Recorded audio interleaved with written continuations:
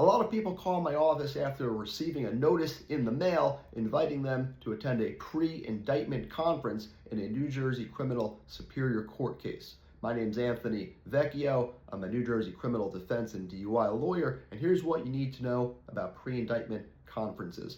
Traditionally, the only way to be brought to trial in superior court for an indictable or felony offense would be after being indicted. An indictment is a charging document issued after a grand jury, which is a group of 23 people selected for long-term jury duty, sits and hears evidence targeting certain people for certain offenses. And if the grand jury finds enough evidence for the case to proceed, they return a true bill and you're indicted, and that triggers the first court appearance, which is known as the arraignment. But about 15 years ago, the superior courts in New Jersey developed a pre-indictment program where you can go to court early before having to be indicted, waive your right to have the case presented to grand jury, and get your case resolved by way of a plea agreement, or in some cases, enrollment into the pre-trial intervention or PTI program. Pre-indictment conferences are not for inexperienced attorneys. They're fast-paced. There's usually limited discovery provided, and it takes an experienced attorney to be able to evaluate the case at that early stage and properly advise their client whether or not to accept the plea agreement,